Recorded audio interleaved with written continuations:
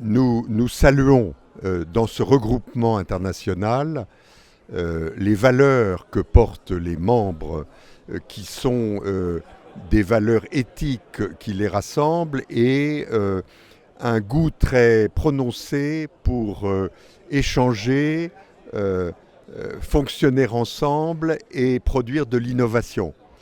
Ce sont les ingrédients qui nous font vivre.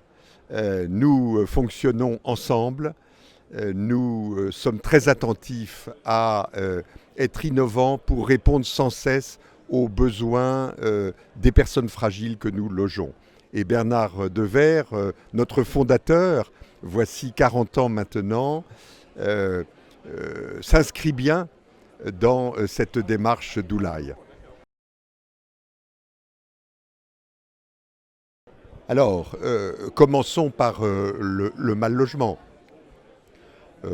On dit banalement, sans être contredit hélas, que 15% des Français sont dans une situation de mal logement. Alors 15% peut paraître un pourcentage faible, mais 15% c'est 10 millions de personnes, ce qui est un chiffre tout à fait considérable. Et il y a évidemment lieu à prendre en charge ces personnes qui sont dans une situation de fragilité diverse.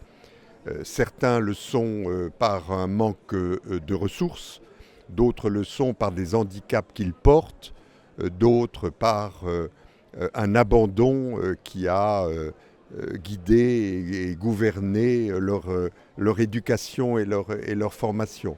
Donc nous avons des publics extrêmement divers, fragiles, et nous les prenons en charge. Nous les prenons en charge non seulement en leur proposant un logement, mais en les accompagnant dans leur logement.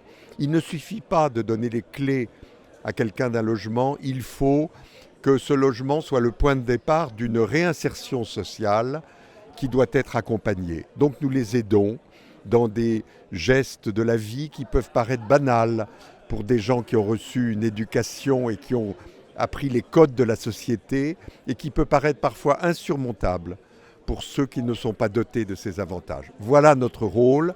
Alors nous le déployons sur l'ensemble du territoire français à travers 60 associations. Aujourd'hui, nous déployons un peu plus de 11 000 logements pour répondre à ces besoins.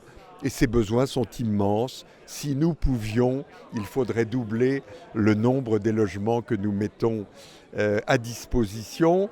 Mais nous sommes bridés dans notre développement parce que puisque nous voulons accompagner les personnes fragiles dans le logement, il faut des gens pour l'accompagner et que donc nos 6 000 bénévoles et près de 4 000 salariés n'y suffisent pas aujourd'hui. C'est difficile d'avoir une appréciation sur ce qui peut se passer dans la gouvernance de notre pays. En revanche, nous pouvons dire que nous sommes concentrés sur des missions essentielles et nous verrions avec beaucoup de surprise et de tristesse ces missions ne plus être soutenues si ça devait être le cas.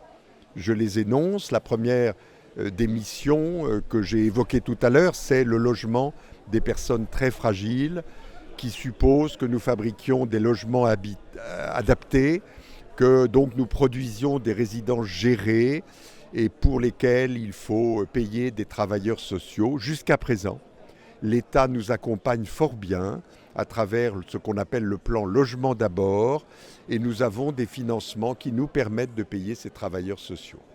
Puis nous avons un autre volet qui est de prendre en charge essentiellement sous voie d'hébergement des personnes qui, en urgence, doivent être logées parce qu'elles sont sur le territoire français sans toit.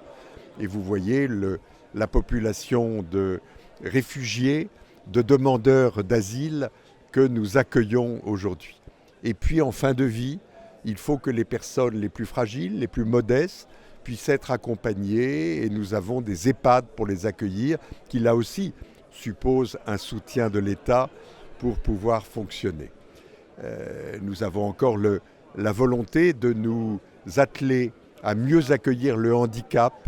Et notamment, nous allons développer un programme d'accueil dans nos résidences de jeunes travailleurs autistes, un autisme léger qui permet d'avoir une activité dans la société, mais qui a besoin d'être protégé, accompagné, avec un logement stable.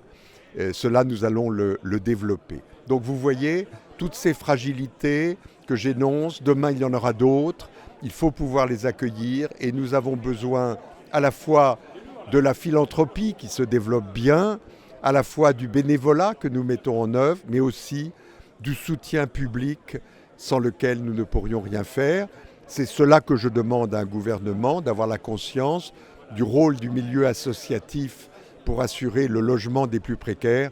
Il est essentiel pour l'équilibre de notre société.